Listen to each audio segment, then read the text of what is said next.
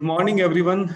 I am Dr. Sanjeev Sidana. I am working as Associate Director in Department of Interventional Cardiology at Eternal Hospital, Jaipur.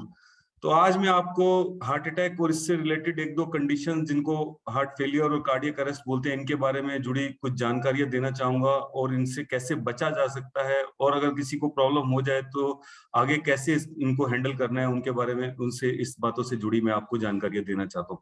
सबसे पहले हम heart attack के बारे में बात करेंगे। हार्ट अटैक क्या है? हार्ट अटैक एक ऐसी कंडीशन है जिसमें हार्ट की जो आर्टरीज होती हैं वो उनमें कोलेस्ट्रॉल और विभिन्न पदार्थों के जमा होने की वजह से उनमें ब्लॉकेज डेवलप हो जाता है और हार्ट को प्रॉपर ब्लड नहीं मिलता है जिसकी वजह से हार्ट की मसल्स को प्रॉपर ब्लड नहीं मिलने में से जब भी हम एक्टिविटी करते हैं तो हार्ट में पेन महसूस होता है। और ये pain generally heart centre of chest के में होता है और दोनों हाथों की तरफ जा सकता है, कभी कभी अपर एब्डोमेन और जॉ की तरफ भी जा सकता है और जब भी हम चलते हैं उससे बढ़ता है और जब भी हम रेस्ट करते हैं उससे रिलीव हो जाता है। तो ये कुछ कैरेक्टरिस्टिक फीचर्स होते हैं कार्डियक पेन या एंजाइना के बारे में। अब हार्ट अटैक में क्या होता है, जब भी ये ब्लॉकेज 70-80% है, इसके ऊपर की जो परत होती है वो फटने की वजह से अचानक हार्ट के जो वेसल्स हैं उनमें ब्लड क्लॉट बनने की वजह से वो आर्टरी 100% बंद हो जाती है और हार्ट की मांसपेशियों को ब्लड अचानक मिलना बंद हो जाता है। तो इस कंडीशन को हार्ट अटैक कहते हैं। अब हार्ट अटैक में चूंकि 100% बंद हो गई, मसल्स को आगे ब्लड नहीं मिल रहा है तो इसलिए वो मसल्स डैमेज होना शुरू हो जाती है। तो इसलिए इसमें स्पीड ऑफ ट्रीटमेंट बहुत आवश्यक है। जितनी जल्दी इसका इलाज होगा उतनी मांसपेशियां बच पाएंगी। अदरवाइज अगर मांसपेशियां परमानेंटली कमजोर हो जाती हैं तो एक क्रोनिक कंडीशन जिसको हम हार्ट फेलियर कहते हैं वो डेवलप हो जाती है और मरीज को हमेशा के लिए परेशानी होती है। तो इसलिए हमें जहां तक हो सके हार्ट अटैक से बचना है और अगर हो जाए तो उसका जल्दी से जल्दी इलाज कराना है ताकि हम उसके जो सब्सिक्वेंट कॉम्प्लिकेशंस हैं उनसे बच सकें।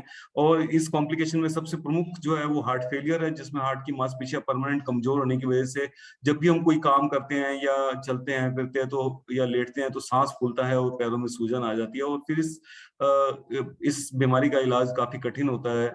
और कभी कभी हार्ट अटैक होने की वजह से अचानक जो हार्ट की इलेक्ट्रिकल एक्टिविटी है, क्योंकि हार्ट को स्मूथ फंक्शनिंग करने के लिए प्रॉपर इलेक्ट्रिकल एक्टिविटी चाहिए, वो गड़बड़ होने से अचानक हार्ट की बीट बहुत तेज या बहुत स्लो हो जाती है जिससे ब्रेन को ब्लड नहीं मिल पाता है और अचानक मरीज की मृत्यु हो सकती है। तो इस कंडीशन को हम कार्डियक अरेस्ट बोलते हैं।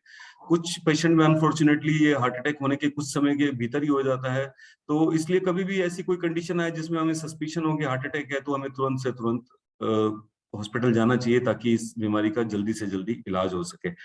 अब क्या क्या रिस्क फैक्टर्स हैं उनके बारे में हम थोड़ा जानते हैं कि जो मेन रिस्क फैक्टर्स हैं उनमें स्मोकिंग एक मुख्य कारण है जिसको हम बहुत इजीली क्विट कर सकते हैं और हार्ट अटैक के रिस्क को काफी कम कर सकते हैं।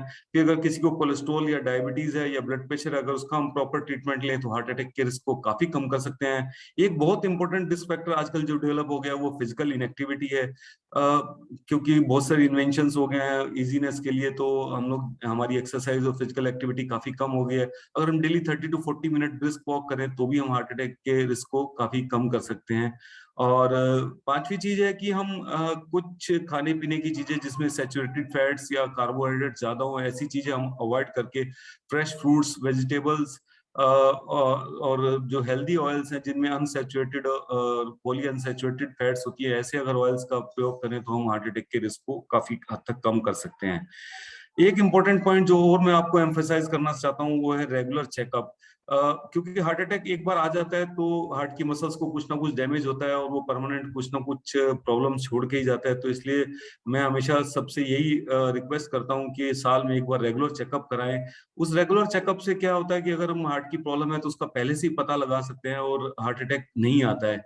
तो ये एक प्रिवेंशन में बहुत इंपॉर्टेंट फैक्टर है। जो हेल्दी लाइफस्टाइल जैसे मैंने बताया वो तो फॉलो करें ही करें और प्लस ईयरली एक रेगुलर चेकअप करें जिसमें कम से कम एक इकोकार्डियोग्राम, लिपिड प्रोफाइल, शुगर और ट्रेडमिल टेस्ट, ये टेस्ट इंक्लूडेड हो ताकि हम हार्ट अटैक की कंडीशन का पहले से ही, हार्ट की प्रॉब्लम्स का पहले से ही पता लगा सके और हार्ट अटैक का बचाव कर सके। फिर अगर फिर भी किसी को हार्ट अटैक हो जाए तो इसमें स्पीड ऑफ ट्रीटमेंट बहुत जरूरी है, क्योंकि जितना हम ट्रीटमेंट को डिले करते हैं हार्ट की मसल्स उतना ही डैमेज होती हैं और ट्रीटमेंट उतना ही कॉम्प्लिकेटेड होता है और सब्सिक्वेंट लाइफ में उतनी ज्यादा प्रॉब्लम्स होती हैं। तो इसलिए अगर किसी को हार्ट अटैक हो भी जाए तो जल्दी से जल्दी किसी ऐसे कार्डियक सेंटर में पहुंचे जहां अच्छी फैसिलिटीज अवेलेबल हो और जो भी ट्रीटमेंट ऑप्शन किया दिया जाए उसको ऑप्ट करें। ज्यादातर आजकल हम चूंकि मेडिकल साइंसेज काफी एडवांस हो गई है तो हार्ट अटैक के पेशेंट को हम प्राइमरी एंजियोप्लास्टी की सलाह देते हैं। प्राइमरी एंजियोप्लास्टी में हार्ट की जो आर्टरीज है जो 100% बंद है उसको हम एंजियोग्राफी करके पता लगाते हैं और जो उसमें क्लॉट्स जमा गए हैं उनको निकाल करके उसको बैलून से ओपन करके उसमें स्टेंट लगा देते हैं, सो दैट जो आर्टरी है उसमें फ्लो प्रॉपर एस्टेब्लिश हो जाए और जो हार्ट की मांसपेशियां हैं उनका डैमेज कम हो जाए। फिर भी अगर किसी ऐसे सेंटर पे जाए जहां यह सुविधा ना उपलब्ध हो तो जल्दी से जल्दी एक खून पतला करने की दवाई जिसको टेनेक्टिप्लेज या रेटिप्लेज कहते हैं वो लगवाएं, ताकि हार्ट जो ब्लड फ्लो है वो कुछ चालू हो सके और हार्ट की मसल्स को सपोर्ट मिल सके।